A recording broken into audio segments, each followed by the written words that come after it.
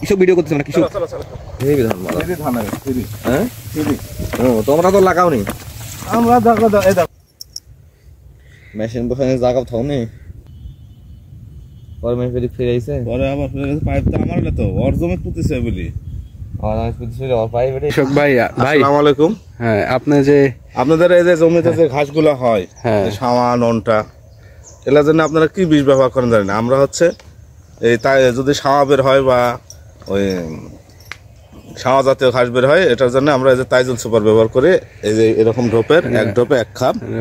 হ্যাঁ, এটা কয় ধরনের ঘাস? এটা শুধু শাওয়া ঘাসের জন্য প্রযোজ্য।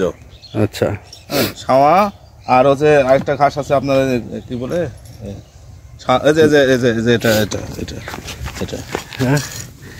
এটা তো দুলকি ঘাস, দুর্বা ঘাস যেটা বলে আমরা। ঘাস থাকলে এটা দিলে একবারে আস্তে আস্তে।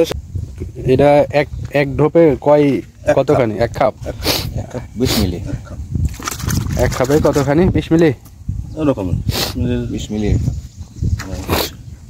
ওই পারে একটা কুঁয়ে আছে, ওটার নামটা তুমি উঠতে পারবেন। নেটঘাট, নেটঘাট উঠতে পারবেন। এটা পুকুর থেকে কেটা ওই চারশো ধরে আগুন আগুন এবার 6টা।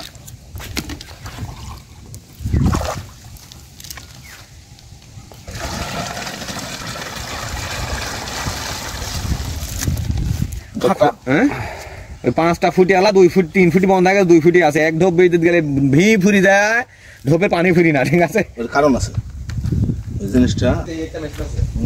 আমারটা এই মাথাটাও খোলা না, অন্যটাও খোলা না। ঠিক আছে, ডবল মাথা।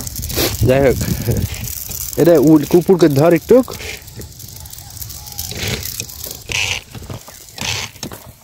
বাবু একটু লাগাচ্ছ রে।